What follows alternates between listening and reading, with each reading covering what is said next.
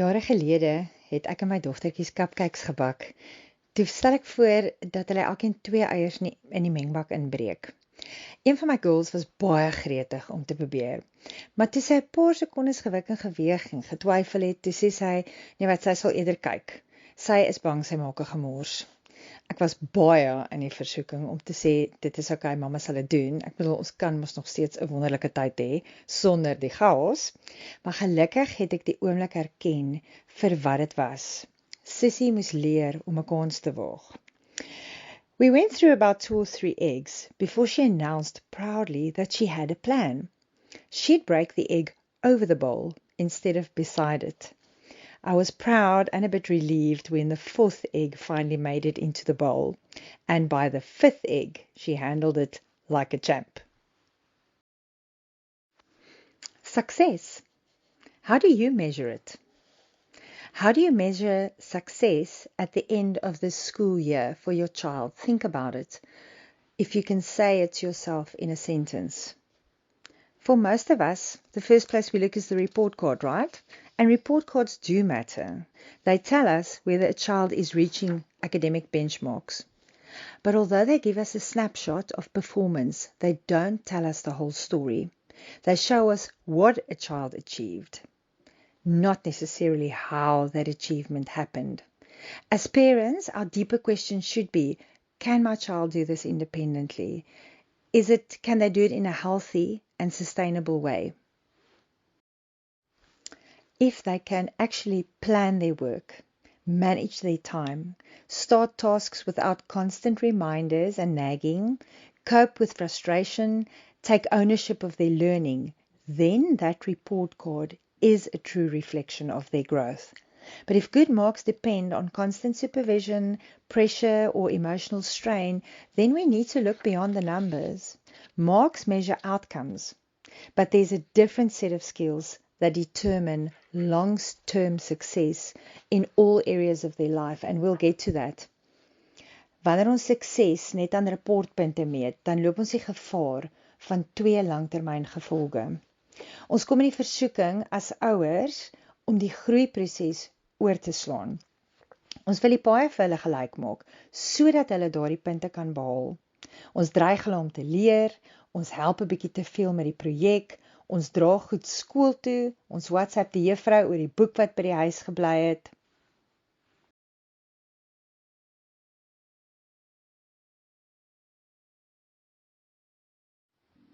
Yes, we are tempted to fix things for them so that they get those results that we want them to achieve. Die tweede ernstige gevolg is dat ons kinders leer om resultate meer as die proses te waardeer. Punte is alles, tot die punt dat dit integriteit ondermyn. Undervaluing the process tempts learners to fabricate outcomes. This is when they start copying homework, cheating in tests, or allowing a parent to complete the project for them. So where do our kids learn to value the results over the process? They learn it from us, the adults in their life. The cupcake moment with my girls stuck with me because it reminded me how easily our children pick up on our unspoken cues. My dogter is nie sommer van self bang om 'n gemors in die kombuis te maak nie. Sy het dit geleer uit my reaksie wanneer een van hulle kleintyd gemors het. My issue met 'n skoon kombuis het 'n harde, maar stil boodskap gestuur. Die morsige, pragtige leerproses is minder belangrik as 'n skoon kombuis. As a teacher, I can often pick up on parents' views just by the way that their child talks about a particular topic. In the same way, a child's response in certain situations often reflects the expectations or even the perceived expectations of the adults around them. Soms besef ons dit nie eers nie, maar ons reaksie stuur dikwels boodskappe aan ons kinders wat ons nooit bedoel het om oor te dra nie. Ek sien dit by die graad 4-tjies as ons 'n klastoetsie skryf en ons merk dit na die tyd. Daar's in elke klas 1 of 2 kindertjies wat ek kan sien in die versoeking kom om antwoorde in te skryf as ons merk. They value results more than the process. If we want our kids to really build the skills that lead to success in all areas of their lives, in school and beyond school, we need to start valuing the process, not the result. And our actions and reactions must communicate that.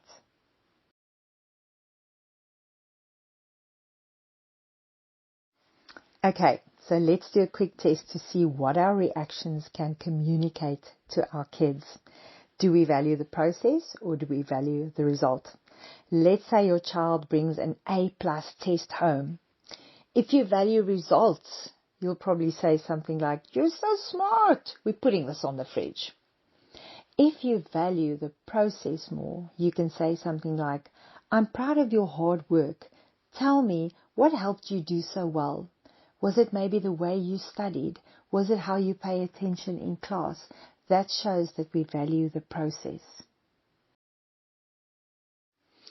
Kom ons sê jou kind bring 'n 60% toets by die huis aan en jy dink jou kind is in staat tot meer. As jy resultate hoor ag, sal jy iets sê soos, "Jy kan beter doen. Ek vat jou iPad totdat jou toetspunte beter is." As jy die proses hoor ag, kan jy iets sê soos, "Is dit jou beste? Wat dink jy het fout gegaan? Is dit dalk hoe jy leer? Is dit dalk hoe jy vra en die toetse beantwoord het?" The challenge I faced when my son was in primary school, and I think many of you do too, was this. I knew he was smart, but his results didn't always show it. I thought if I just step in and helped until the penny dropped, he'd take it from there. En dis die verkeerd. Ons moet net ons definisie van hulp 'n bietjie aanpas. 'n Kind met 'n hoë IQ is soms soos 'n hoë prestasie engine met 'n GPS wat nie lekker werk nie. You can have all the horsepower in the world, but if the navigation system, the GPS, is glitching, you're just going to get lost faster.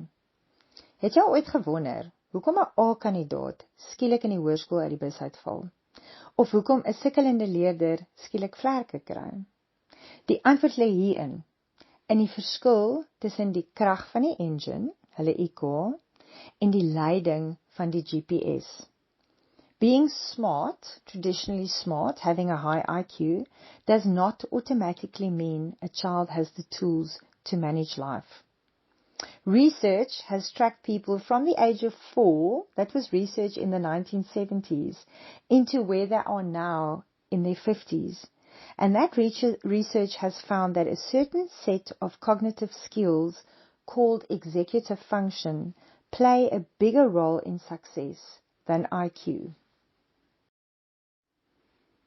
Your brain's GPS, actually this front part of your brain called the prefrontal cortex, gives you the ability to plan, to prioritize tasks, to change direction when you get stuck or when things don't work out, to control your impulses and to regulate your emotions.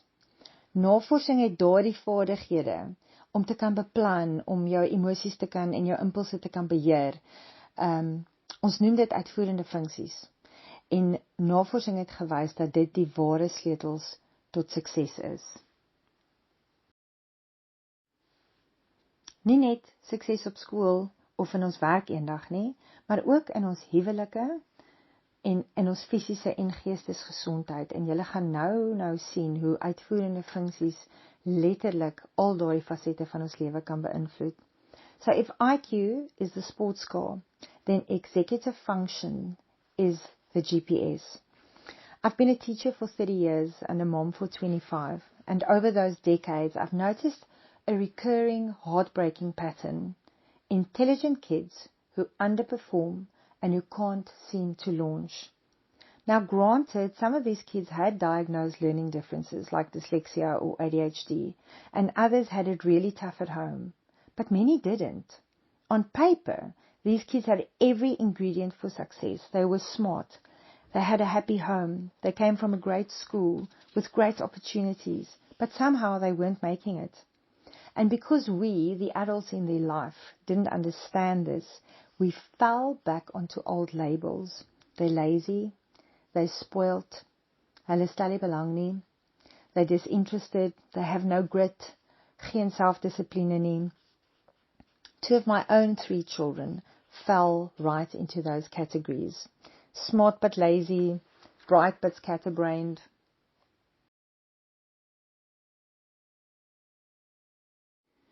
And there's one thing I know, and parents and teachers, this is where we need to have a mindset shift.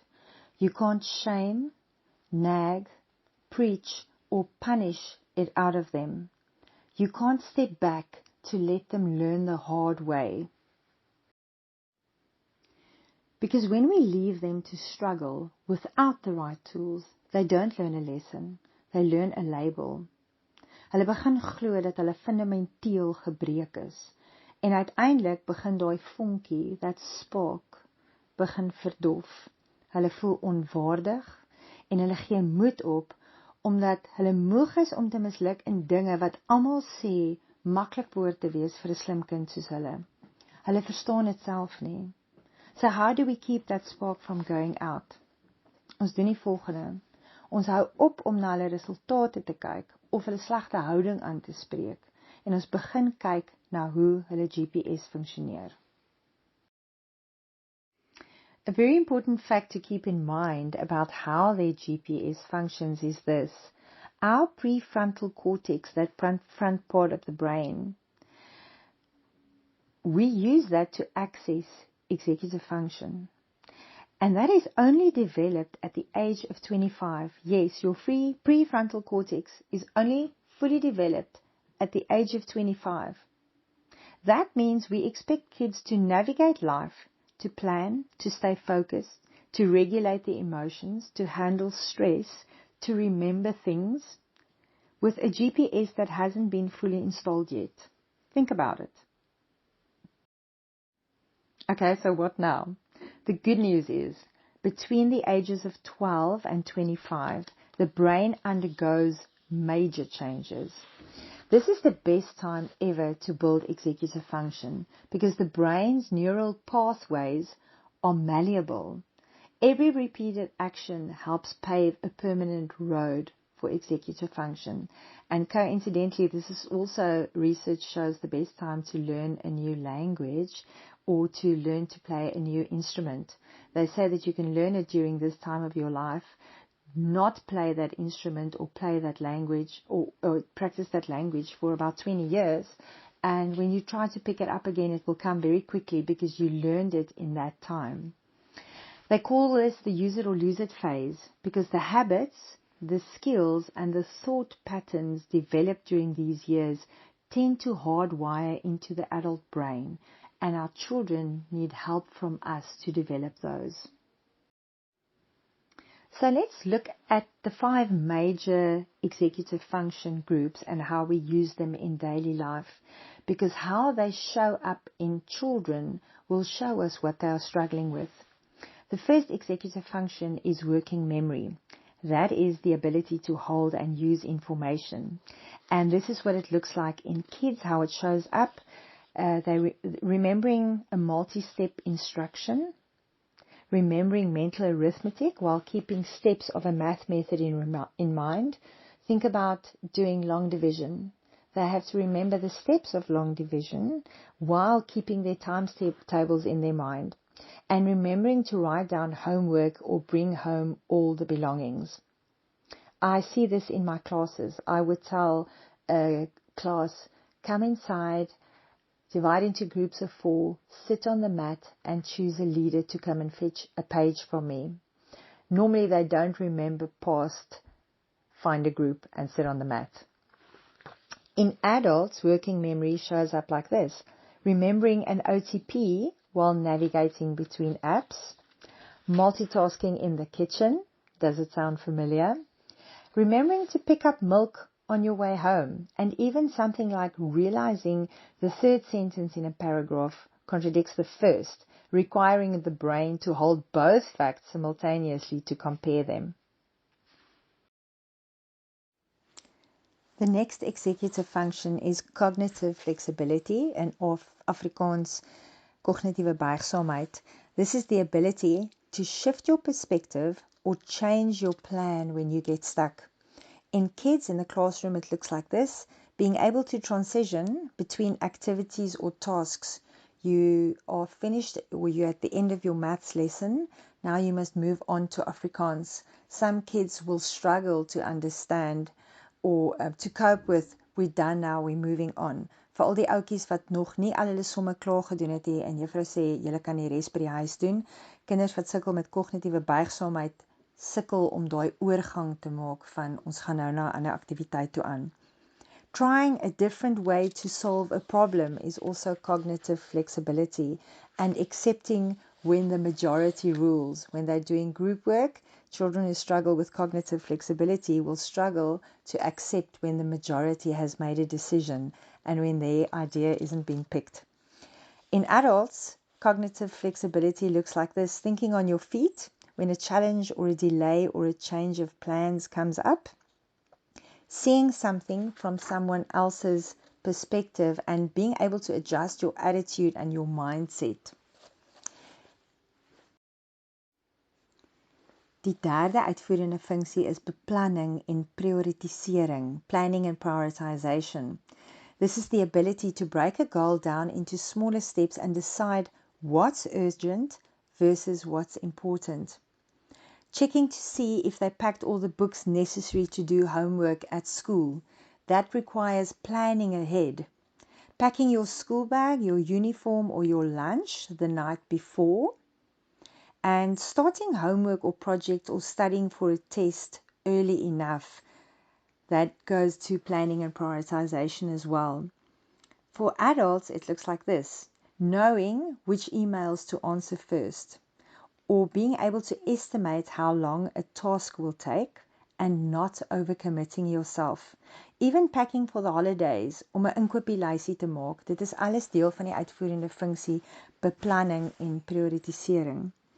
So parents, at this stage you might ask me, but why do some kids get it right? Hoekom kan party kinders al beplan en by daai goedjies uitkom? En die kort antwoord is eintlik maar net, hulle is baie gelukkig om met so 'n persoonlikheid gebore te wees. Some personalities are just more prone to be able to organize themselves and to plan ahead, but mostly it's a skill that needs to be practiced. Die volgende uitvoerende funksie, the next executive function, is emotional control. The ability to manage your feelings so they don't overwhelm your judgment or to stop you from getting things done. This is a very important executive function skill. I'm going to say it again. The ability to manage your feelings so they don't overwhelm your judgment or stop you from getting things done.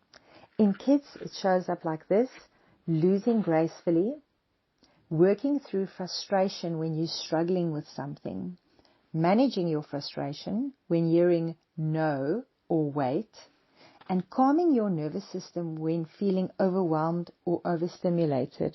I think that even goes for us adults too. For adults, it looks like this, and I just want to pause here and tell our moms and dads and our parents and our teachers, you can't teach something that you don't model. If we want our kids to learn emotional control, we must model it to them firstly. So talking through a tough situation without shutting down or losing your cool is modeling emotional control. Controlling negative reactions, handling rejections, staying calm in a crisis, those are all emotional management.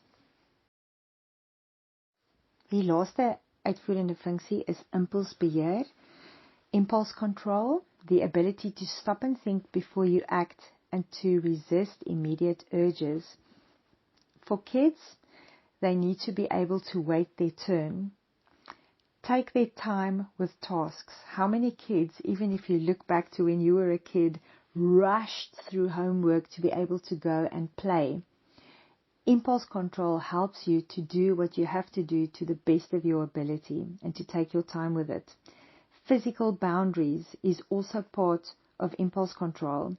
For adults, ignoring a phone notification when you should, choosing a healthy snack, and thinking before you act or speak. So what should we do about this, parents? I know what you're thinking, parents and teachers. I already don't have enough hours in the day. Now she wants to dump another responsibility on me. But the good news is that building these 5 skills isn't about doing more. It's about a shift in your mindset. We must change the way we think about results and processes. Daar is 2 spesifieke aspekte wat 'n reuse verskil maak. Die eerste een is om spesifieke gesprekke met ons kinders te prioritiseer, en die tweede een is om klein veranderingkies by die omgewing aan te bring, regtig net klein veranderingkies in die klaskamer en by die huis. Die idee is nie om meer dinge vir hulle te doen nie, die idee is om hulle te help om onafhanklik te word. Think of it like a tree stake. When a young tree is planted, you don't hold the trunk up with your bare hands for 24 hours a day. That'll be impossible. You hammer a wooden stake into the ground next to that tree and you tie it with a little bit of flexible tape. The stake provides support so that when the wind blows, the little tree doesn't snap. In parenting or education, we call this scaffolding. You, or actually your prefrontal cortex, is that support stake. The child is obviously the little tree, and your routines and the environment you create are the flexible tape. Now, knowing that their GPS won't be fully installed until they are 25, you know, that prefrontal cortex that only develops till the end of 25, what is our job as parents and teachers? We can't just let them fail to teach them a lesson if we don't give them the tools to learn from that failure yet. But on the flip side, we can't do it all for them, or they'll never learn to grow into their own strength. What does that scaffolding look like in primary school? That support stake. When we say that you're essentially co-piloting the GPS, there are 3 things you can focus on: the support stakes. These support stakes, and we're going to go through each of them and give a practical example of what it looks like, are A, adapting their environment slightly at home, B, letting them feel low-stakes consequences when they've messed up or when their executive functions have failed them, and C, having key conversations using specific language. An example of an environment support stake is this. Before bedtime, you designate one spot in the house for school bags. The support stake is this: a checklist on the wall, and the only conversation you have is simply, does your bag match the list? For grade 6s and 7s, you can even ask them to make a list of what needs to be in their bag the night before, put it against the wall where they put the bags, and your question is, does your bag match the list? Another example of a support stake in the environment is what we call the body double. Sometimes that support stake in the ground is just your presence. Sitting in the room while they work, you're not doing the math for them. Your presence is acting as an anchor for their focus. You can sit and do your own work. You can maybe even cook while they're sitting at the table, and your presence helps them to focus at the task at hand. Also, externalizing time is a very good environmental support stake. Instead of just yelling 5 minutes, use a visual kitchen timer so that they can see time disappearing. Having visual guides, a planner up in their home, is also a very good support stake, to stand in front of it in the beginning of the week and say, let's take a look at what our week looks like academically and with sports. Where are we going to do what? For grade 6s and 7s, you can ask them what their strategy is to plan and to manage their time during that week. Letting your child feel low-stake consequences is a great way to learn executive function. This changed my life with my own children the day that I learned to treat mistakes as data and not to let my emotions cloud the issue. In my conversations with the learners that I teach, especially the grade 6s and 7s, I've learned this about when they mess up. They generally don't mind being called out on it. They don't mind when you tell them that they've made a mistake or that they've messed up even. But what they do dread is the emotions around it. Imagine your GPS having a hissy fit or being sarcastic when you take a wrong turn. I said turn right twice. Why didn't you listen? What's wrong with you? So here's a scenario for you. When you come home from dropping your kids off at school and you see that project that they worked on last night still sitting on the kitchen counter, they forgot to take it to school. You have three options. Your choice determines which muscle your child builds. Option 1 is the rescue. This causes low executive function growth. You immediately grab it, you drive to school and you drop it off at the office. The problem is solved, but your child's brain learns, my mom is my backup memory, I don't need to develop a final check system. Option 2 also stunts executive function growth, and we call this the shame cycle. Jy los hy taak net daar, maar oumatie as daai kind by die huis kom, dan kry hy dit. The problem is that if you give your child an emotion-filled lecture when they get home, the child focuses on your anger and not on the mistake. So they become defensive rather than reflective, which you want them to be. Option 3 is the strategic consultation. You leave the project, you let nature take its course. The child has to tell the teacher they don't have it. And when they get home, you treat this as data. This is the conversation. Mom, I noticed your project stayed home today. How did that play out at school? Child, I had to tell Mr. Smith. I lost 5 marks for it being late. Mom, that's a tough consequence. Let's look at the data. What part of your morning plan broke down? Then, parent, wait for silence because their processing speed needs to catch up. Then you'll find your child can say, I left it on the counter to dry and forgot to put it in my bag. And then mom can say, okay, so the drying step needs a reminder. What can you do differently next time? And also, stop and pause, let them come up with a way. If you say, maybe you should put a sticky note on your bag next time, okay?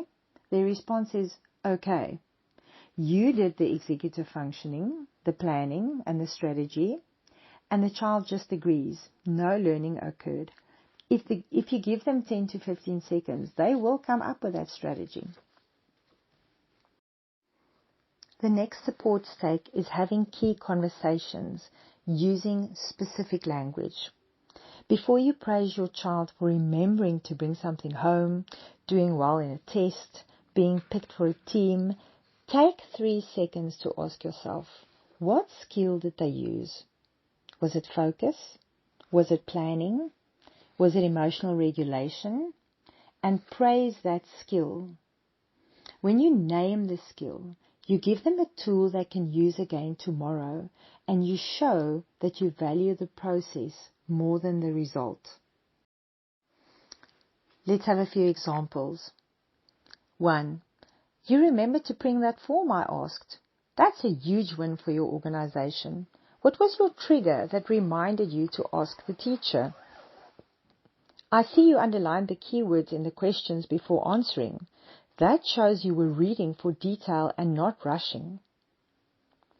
Which question did you have to spend the most time thinking about? How did you handle it? Did you manage your time properly? You realized you were getting brain fog and took a water break to reset. That's a great way to manage your energy so you don't burn out on a hard task. I noticed you set your clothes out tonight. By doing that work now, you've removed the decision from your brain for tomorrow when you might be tired. How do you think your morning will feel different now that you don't have to hunt for socks? Praise the skill. In our home, we raised our 3 kids to understand the glitching GPS concept. Because they understood the science, that their prefrontal cortex was still under construction, they understood why we asked specific questions and had specific conversations about school, even their relationships and their time management. They also understood, though believe me, they really appreciated it at the time, why we let them walk through certain consequences. Because we did our best to keep negative emotions and shame out of the conversations, the process remained positive, especially through the volatile teenage years. We weren't mean parents, we were just the GPS navigators helping them to recalibrate. So parents, I ask you, don't let the sapling push the stake away. As your child hits the tween and the teen years, they'll naturally try to assert independence. They might roll their eyes at your checklist or tell you they have it under control when you can clearly see the car is heading for a ditch. Here's the reality. You are the one with a fully developed prefrontal cortex. Your child is the little tree in the storm. Their brain is not yet physically capable of fully grasping the long-term consequences of their choices, but yours is. So when they try to push you away, don't retreat. They may think they don't need the support, but their biology says otherwise. Your job isn't to carry them, it's to drive that stake firmly into the ground next to them. So be the anchor. When their emotions are high, keep yours low. Be the external brain. Provide the structure they can't yet build for themselves. And be the strategic consultant. Don't do the work for them. Guide them with conversations. They might not thank you for it today, but by providing that sturdy scaffolding now, you're ensuring that by the time they hit 25,